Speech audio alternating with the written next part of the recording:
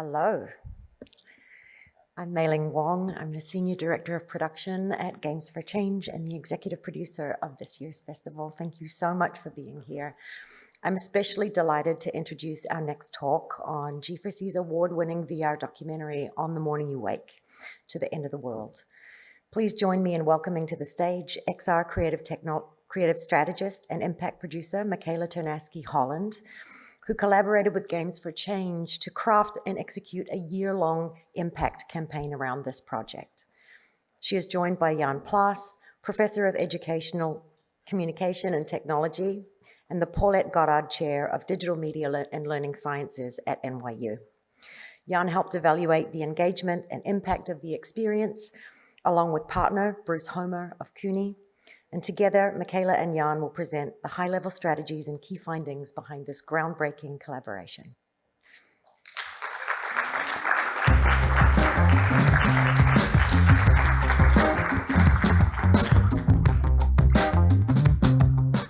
Good morning, Games for Change Festival, XR for Change Summit. How are we doing?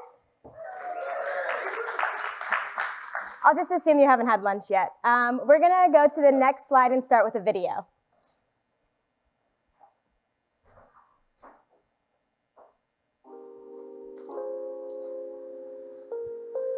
On the Morning You Wake to the End of the World is a virtual reality documentary about the global threat of nuclear weapons by award-winning creators Archer's Mark and Atlas V.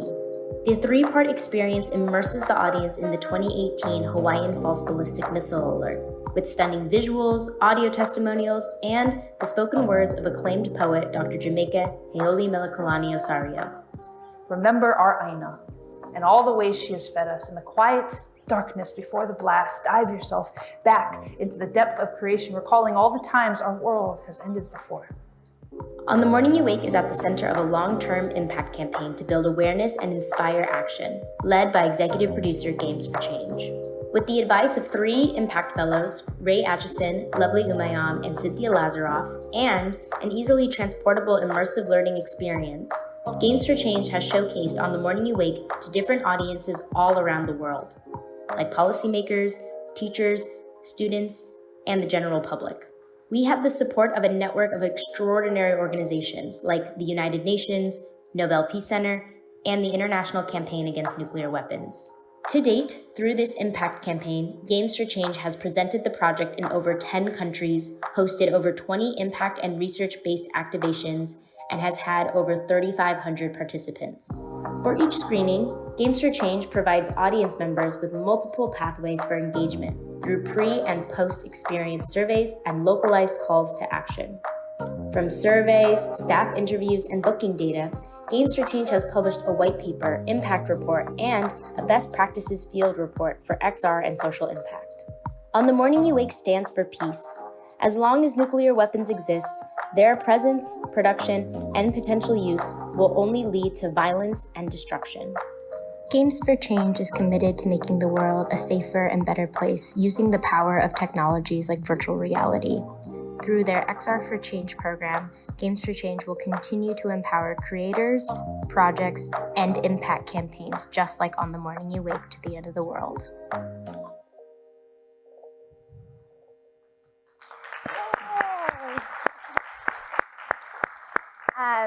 So what you just saw was a 1.5-year-long impact campaign that I had the pleasure and the honor to craft, produce, and execute alongside of my brilliant collaborator, Aaron Budd, and the Games for Change team. So we went to a lot of different places. I think it's important, first and foremost, to just get on the same page about the language we're using. So I think there's a common thread around how we showcase virtual reality. And so for us at Get the Games for Change team, I brought in this language called activations. And activations basically mean we can showcase virtual reality at all different levels and scale. They can be as high quality and high budget as museum-based exhibitions, like what we did at the Museum of Moving Image and Nobel Peace Center. They can also be as shoestring budget, roll into a classroom, set up some headsets, and show the experience to some high school students. So the word activation is an all-encompassing term I use when we talk about when we screen VR and how we screen VR. So when we were working on the research, we screened this in over 20 locations, and we would break this down into 3 different categories. We would have activations that were free and open to the public. We would have activations that were dedicated at museums. And then, of course, we would have activations that were also featured at private events, places like Games for Change Festival. Now, also, before we jump into some of the research, I want to kind of lay the groundwork for how we built this impact campaign strategy. Every VR activation that we did had 3 big pillars or 3 big phases, and you'll see them on this slide in blue. Those big phases was onboarding, the actual VR experience, and then aftercare. Within those blue circles, you see little green steps. Those were the micro steps that the audience took all throughout the screening within each phase. The red blocks that you see on the stage are the ones that were optional. These were things that we scaled up and down depending on the venue, depending on the partner, depending on the budget. So as you can see, we always believe that you should be able to reserve a time slot for a VR experience. It's not a great look for somebody to be waiting in line. We also made sure we had these things called wraparound materials where you were able to do something before and after the VR experience. The beforehand onboarding survey and the afterwards aftercare surveys were really key on how we continued to structure the research. And of course, as people were exiting the experience, we wanted to make sure that they felt comforted. They wanted to make sure they could have a conversation. So a really important part of our activations and a really incredible part of our research was about the face-to-face interactions that people would have with our staff, the face-to-face interactions people would have with our impact producers, and the face-to-face interactions people would have with our impact fellows. Just because we're talking about technology doesn't mean that we shouldn't remind ourselves that the real change happens with human-to-human experiences. The technology is just a vehicle. Now I'd like to welcome to the stage my co-presenter, Jan Plass, to talk a little bit about the research that we did together. Thank you, Michaela. Thank you, Michaela, and hello to everybody. My name is Jan Plass, and together with Bruce Homer, who is in the audience, I think I spotted him over there, we were invited to do something that I think is quite remarkable for an impact campaign like this, which is to conduct actual research with it. Now, most campaigns have some form of survey that they use, but in this case, we actually decided to go beyond that. And we did an in-depth analysis of the audience. First of all, finding out where and which events they attended. And so here you see the statistics on the open to the public events, the museums and the private events. But you also see that those events were not just in North America, but in other parts of the world, in Europe, Asia, and attendees came from Africa, etc. So a pretty broad audience, as you would expect at these festivals.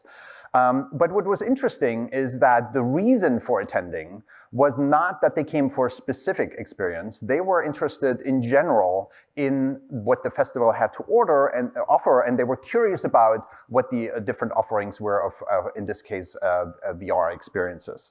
There was a moderate number of participants who came to see activations because they had heard about it at the event, and then some, very few, came specifically for On the Morning You Wake. So there is hope that people will still come to these events and be surprised and want to engage with your experiences. The overall analysis of the impact found that there was a relation of how much the audience enjoyed the experience and how much they said they learned. So there was a direct relation of enjoyment and learning, which is something that strikes very close to my heart as somebody who does research on games for learning. So there is that relationship. Enjoyment does actually facilitate learning. And we found that for all ages. You would think that that might just be for certain age groups, but as you see in a moment, our range of participants as far as age was concerned was pretty broad. And we found this relationship of more enjoyment, more learning across all ages. The engagement results also found that 2/3 of the participants said they were very likely or likely to seek out more information.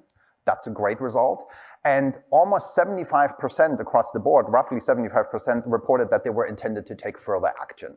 And that is what impact really means, right? You don't just view something and then you're done with it, but you actually decide to take action, to become active locally to fight against the nuclear threat. So those were the findings from our surveys.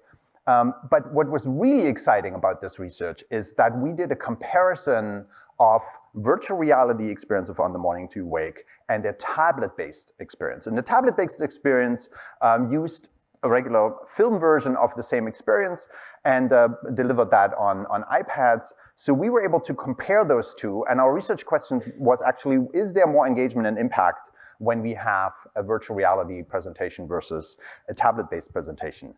We conducted what you might call an experimental design or A/B testing, where we compared those in two different groups, and we hypothesized that there was more of an emotional impact and a higher level of engagement. What we did was then recruit 171 participants, and you see we went to many different locations. That's Aaron, Bud, and Michaela's team made that possible to actually be in Arizona, Oregon, California, and Florida to collect that data. And here you see the age range from 18 to 84, which is pretty remarkable for a study like that. We had a nice distribution of genders and a nice distribution of ethnicities, and I have to say that was a lot of work to get there. So the research design then consisted of surveys, and Michaela already talked about the onboarding and the aftercare surveys, which we call pre-test and post-test. But I love the rhetoric she's using much better, so we might switch to that now too. So onboarding, we asked about prior experiences, we asked about the interest in nuclear weapons, their attitudes about nuclear weapons, and their emotional state before the experience. And then they were randomized into either virtual reality or tablet-based experiences. And then we afterwards, in the aftercare, asked them about what the emotional impact was, what the social connection that they experienced was with the participant, with the people in the experience, their level of immersion, their interest, and so on. The research design also included an observation part, and I see some of my students here. So we do user observation research in my user research methods class, and we use that here in this study. And we trained observers while the participants were either in VR or in using the tablet to not only check when they started and ended their experience, but also what group and condition they were in, what emotional responses they showed, both in facial expression and in utterances, what their level of engagement was, and anything else that was significant in the experience. For instance, somebody being really moved, or somebody, which rarely happened, but somebody dropping out early. What we found is actually confirming our hypotheses and confirming what many people say about VR, but where there's very little data, which is we actually did find more positive emotions and stronger emotions in the VR group. So after the experience, we asked them, rate your emotions, what kind of emotions did you have, and how strong were those emotions? And there's a statistically significant difference in what the tablet-based group and the VR group said about it. And we were really interested that there were specific emotions that actually really resonate with the material, which is the group that used VR felt more inspired, reported more being inspired, and energized than the group in the 2D. The participants in the 2D group. So the emotional effect of emotion on the learner, on VR, on the emotions of the learner is something that we were able to confirm. We also looked at immersion, which is another big argument for using virtual reality. Virtual reality is immersive, you have a sense of presence, and we did indeed find that the virtual reality group reported more immersion than the 2D group, which is to be expected. What we did not find is that there were differences in feeling a social connection to the characters in the experience, so that was the same for both groups. So in conclusion, we found that both screenings were very highly rated. Both level of self-report and interest and emotion was a very high level of positive response to that. And they also all reported learning a lot from the experiences. But we did find that the participants in virtual reality experienced more emotions, stronger emotions, and these particular emotions compared to the 2D group. And together with the immersive nature that they also responded was stronger, we believe that there's a really good argument to be made to use virtual reality. So the more intense levels of emotion and more positive responses to the VR screening show the potential of virtual reality for impact storytelling. So those were the results of the finding of the research, and I'm going to pass it back to Michaela because we put all of this into a white paper, and she's going to talk about some of those elements. Thank you. Give it up for Jan.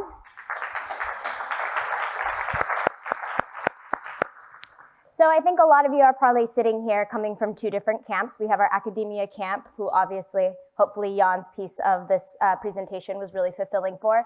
And then we also probably have our producers, our creators, and maybe as people who are also in academia, you're interested in asking yourself, how can I conduct a study like this? How can I be as potentially successful in getting these kinds of results and gleaning these kinds of findings. And of course, we gave you the roadmap. We gave you the building blocks at the beginning of this presentation by highlighting the onboarding and the aftercare, by highlighting the fact that we did pre and post experience surveys.